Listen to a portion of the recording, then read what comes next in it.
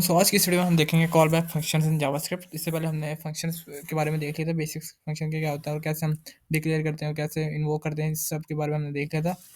तो अभी हम क्या देखेंगे, call back function in JavaScript. ठीक है, तो सबसे पहले हम देख लेते हैं कॉल बैक फंक्शन होता क्या है और इसका मतलब क्या है। बेसिकली हमने एक फंक्शन होता है, उसको कॉल बैक करते हैं। मतलब एक फंक्शन के अंदर ऐसा हम कह सकते हैं कि हम क्या करते हैं, एक आर्गूमेंट पास करते हैं फंक्शन को। ठीक है, तो इसमें आपको सामने लाइन नज़र आ रही है, I will call back later. मैं मतलब कॉल बैक किया जाऊँगा बाद में, लेकिन अभी नहीं। ठीक है, तो जैसे मैं अगर यहाँ पे सामने स्क्रीन पे आपको नज़र आ रहा है क्या, call back function is a function passed as a argument. ठीक है, जैसे नीचे आपको स्क्रीन पे नज़र आ रहा है ना, सम ए कॉमा बी, ये दो जो हमारे पास है ये वेरिएबल्स है। इसके साथ मैं फॉर एग्जांपल कॉमा लगा के एक फंक्शन ही पास कर दूंगा, तो फंक्शन ही पास हो सकता है एज अ पैरामीटर। ठीक है, तो ये हम टेक्निक क्यों यूज़ करते हैं, इस टेक्निक को यूज़ करते हैं कि हमने एक फंक्शन फॉर एग्जांपल बनाया है, तो इसके अंदर हमें एक और फंक्शन इन्वोक करना है, तो उसको पहले हमें पास करना पड़ेगा, तभी जाके हम उसको कॉल कर सकते हैं। ये इसी लाइन का, ये जो ऊपर लाइन लिखी हुई है ना, I will call back later, इसका यही मतलब है बिल्कुल। ठीक है, तो इसके बाद हम देखते हैं कॉल बैक फंक्शन के बारे में। जो मैंने पहले आपको बताया कि ये हम एज अ आर्गुमेंट पास करते हैं के अंदर फंक्शन को। ठीक है, तो सामने कोड नज़र आ रहा है स्क्रीन पे। ठीक है, सबसे पहले हमारे पास एक फंक्शन है माई डिस्प्लेयर के नाम से। ठीक है, जिसके अंदर हमारे पास एक फंक्शन पास हुआ हुआ है जिसका नाम है सम। तो ये वेरिएबल कैसे, तो मतलब एक आर्गुमेंट हमारे पास पास हुआ हुआ है। Document dot gate element dot by ID है, ये हमें अभी पढ़ा नहीं है, लेकिन हम आगे जाके पढ़ लेंगे, तो अभी आप इसको मतलब इतना कंफ्यूज ना होना इस पे। तो इनर एचटीएमएल हम बिल्कुल जो भी हमारे पास जो पास होगा हम उसको अपने वेब पेज के ऊपर शो करा देंगे। ठीक है, नीचे हमारे पास एक फंक्शन है माई कैलकुलेटर के नाम से, जिसके अंदर हम पहले दो आर्गुमेंट ले रहे हैं किस चीज़ के, वेरिएबल के। जो थर्ड वाला है वो हमारे पास क्या चीज़ है, माई कॉल बैक। ठीक है, और सम हमने लिखा हुआ है num one plus num two. जो भी हमारे पास सम आएगा ना, उसको हम सम कर लेंगे। मतलब 2 फॉर एग्ज़ाम्पल मैंने 2 और 3 पास किया, तो 2, 3, 5 हो जाएगा। उसके बाद जो माय कॉल बैक है, उसके अंदर हम 2, 3 को पाए, मतलब जो सम है जितना भी निकला 5 निकला, तो उसको हम पास कर देंगे। तो ये जो माय कॉल बैक है, जो भी हमने ऑपरेशन परफ़ॉर्म करना होगा वो कर देगा इसके ऊपर। नीचे जैसे मैंने लिखा है 5, 5 तो 10 आएगा, और 10 में हमने पास कर देंगे साथ माय कॉल बैक में 10। ठीक है, तो कॉल बैक हमने प्रिंट करवाना है, जो भी करवाना है तो हम करा लेंगे। तो हम चलते हैं डायरेक्ट अपने वीएस कोड में और देखते हैं इसको हम कैसे इम्प्लीमेंट कर सकते हैं। तो यहाँ पे मैंने अपना वीएस कोड ओपन कर लिया, इसके अंदर मेरे पास एक फ़ोल्डर लेक्चर 09 के नाम से। ठीक है, सबसे पहले इसके अंदर मैं एक फ़ाइल बना लेता हूँ index.js। ठीक है, जिसके नाम जावास्क्रिप्ट में सारा कोड लिखेंगे। तो सबसे पहले मैं क्या करता हूँ, एक फंक्शन बना लेता हूँ जिसका नाम रख देता हूँ फर्स्ट। ठीक है, सिंपल मैंने फंक्शन बनाया, इसका नाम मैंने क्या रख दिया फर्स्ट, और इसके अंदर लिख देता हूँ console.log फर्स्ट फंक्शन। ठीक है सर, और इसके बाद एक और फंक्शन बनाता हूँ फंक्शन सेकंड, और इसके अंदर लिख देता हूँ क्या, console.log सेकंड फंक्शन। और इसके बाद मुझे क्या करना है, अभी अगर मैं कुछ भी नहीं करता हूँ, अगर मैं रन करूँ ना, कुछ भी नहीं होगा। यहाँ पे मेरे पास कुछ भी नहीं है, फिर कुछ भी प्रिंट नहीं हुआ।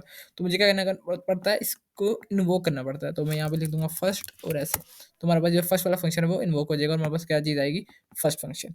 सपोज मेरे पास यहाँ पे एक और फंक्शन है फंक्शन थर्ड, और उसको मैं क्या कर देता हूँ console.log, और उसमें लिख देता हूँ थर्ड फंक्शन। अब ये थर्ड फंक्शन को मैं पास कर देता हूँ एज अ पैरामीटर।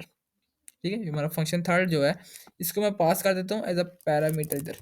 ये देखो, मैंने एज अ पैरामीटर इसमें पास कर दिया थर्ड फंक्शन में, और अभी मैं रन करूंगा तो मेरे पास सेम आउटपुट आएगा फर्स्ट फंक्शन। अब मैं इसको करता हूँ यहाँ पे इन्वोक थर्ड, तो अब मेरे पास ये क्या हो जाएगा, इन्वोक। ये देखो, मैंने कॉल इसको डायरेक्टली नहीं किया, मैंने इसको एज अ पैरामीटर पास किया फर्स्ट फंक्शन में, फर्स्ट फंक्शन ने इसको कॉल किया फिर। ठीक है, फॉर एग्जांपल मैं कोई कैलकुलेशन कर रहा हूँ, मैं चाहता हूँ कि यार यहाँ पे जाके जब मेरे खत्म हो जाए ना, तो मेरे जो कैलकुलेशन वाला जो सारा जो प्रोसेसिंग है वो किसी और फंक्शन के पास चली जाए, तब हम यूज़ कर सकते हैं किस चीज़ को, कॉल बैक फंक्शन को। तो इस कॉन्सेप्ट को थोड़ा और सिंप्लीफाई करने के लिए मैं पता क्या करता हूँ, मैं ऐसा करता हूँ कि इसको सबसे पहले मैं यहाँ से कर देता हूँ क्लोज। तो मैं ऐसा करता हूँ कि एक कैलकुलेटर छोटा सा ऐप बना लेते हैं हम। तो ऐसे करते हैं, सबसे सारे फंक्शंस को करता हूँ खत्म, और यहाँ पे बनाता हूँ सबसे पहले क्या चीज़, एक फंक्शन जो कि कैलकुलेट करेगा हमारे पास। ठीक है, और ऐसे में लिख दिया। अब इसने मुझे जो भी कैलकुलेशन होगी वो क्या करेगा। उसके बाद मैं एक और फंक्शन बनाता हूँ जो कि होगा हमारे पास सम का, और एक और बनाता हूँ जो कि हमारे पास फंक्शन होगा डिवीजन का। ठीक है, बस हम दो ही इस वक्त करेंगे। और यहाँ पे मैं लिख देता हूँ जैसे कि नम वन या return num one divided by num two, और इसके अंदर पास कर देता हूँ नम वन और नम टू इस तरह। ठीक है, और यहाँ पे भी लिख देता हूँ num one comma num two, जो भी हम वेरिएबल पास करेंगे उसका क्या करेगा, सम रिटर्न करेगा। तो num one plus num two and all set, हमारे पास ये दो फंक्शन बन गए। अब मुझे क्या करना है, मुझे इन्वोक करना है इस वाले फंक्शन को, मुझे इनके साथ कोई छेड़छाड़ी नहीं करनी है। तो मैं इधर लिखूंगा सिंपल कैलकुलेट। ठीक है, और मैं जैसे कि मैं पास कर देता हूँ सम, कैलकुलेटर में क्या पास कर दिया सम, और मैं यहाँ पे लिख देता हूँ कि इधर अब मैं पास करूँगा क्या जी इस कैलकुलेटर में सम, इस तरह, ठीक है। मैंने कैलकुलेट क्या करना है सम, तो इधर मुझे एज अ पैरामीटर इसको रिसीव भी तो करना पड़ेगा ना, तो यहाँ पे मैं इसको रिसीव कर लूँगा। तो यहाँ पे मैं सबसे पहले तो एक वेरिएबल दो क्या चीज़ बना देता हूँ, दो वेरिएबल बना देता हूँ, num1 और num2।